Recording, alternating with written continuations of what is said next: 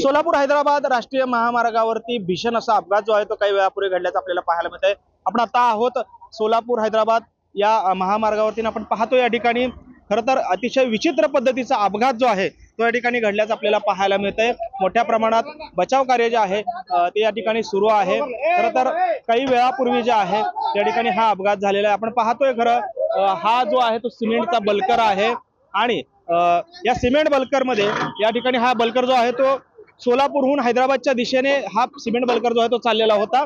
मात्र या बल्करचं नियंत्रण जे आहे वाहन चालकाचं ते सुटल्याचं पाहायला मिळालं आणि या संपूर्ण प्रक्रियेमध्ये जो बल्कर होता, जो सिमेंट वाहून नेणारा बल्कर होता, तो या ठिकाणी विरुद्ध दिशेने इकडच्या दिशेला आला आणि आपण पाहतोय थेट इथे जे गॅरेज होतं या गॅरेज मध्ये काही लोक बसलेली होती आणि या गॅरेज मध्ये तो थेट घुसल्याचं चित्र आपल्याला पाहायला मिळतं। आपण पाहतो या ठिकाणी अनेक वाहनांची मोडतोड देखील मोठ्या प्रमाणात या ठिकाणी झालेली आपल्याला पाहायला मिळते आणि हा बल्कर जो आहे तो आपण पाहतोय कशा पद्धतीनं थेट गॅरेज मध्ये घुसलेला आहे आणि या संपूर्ण घटनेमध्ये जवळपास 2 दुचाकीवरील 4 लोकांना जो आहे तो गंभीर इजा जी आहे ती देखील झालेली आहे आणि गॅरेज मध्ये देखील काही लोक अडकल्याची माहिती जी आहे ती प्राथमिक पाहायला मिळते आणि त्यासाठी पोलीस प्रशासन मोठ्या प्रमाणात ठिकाणी दाखल झालेलं आहे।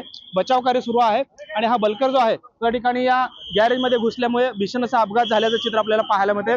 खरं तर यामध्ये अद्याप कुणाला मृत घोषित केलेलं नाहीये, मात्र 2 ते 3 लोक जे आहेत त्यामध्ये मृत होण्याची शक्यता आहे, कारण भीषण असा अपघात आहे। संपूर्ण गाडी या ठिकाणी अक्षरशः चुरा झालेली आहे आणि आता या ठिकाणी 1 ते 2 लोकांना या ठिकाणी गॅरेज मधून जे आहे या ठिकाणी वाचवण्यात आलेला आहे आणि आणखी काही लोकांचा शोध जो आहे तो सुरू आहे। एकंदरीतच या ठिकाणी आपण पाहतोय की हे बचाव कार्य जे आहे ते पूर्णतः सुरू असल्याचं आपल्याला पाहायला मिळत आहे।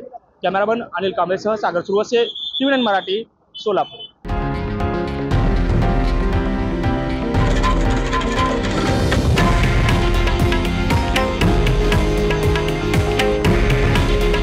हे आहे देशातील नंबर 1 न्यूज नेटवर्क आणि आपण पाहत आहात TV9 मराठी।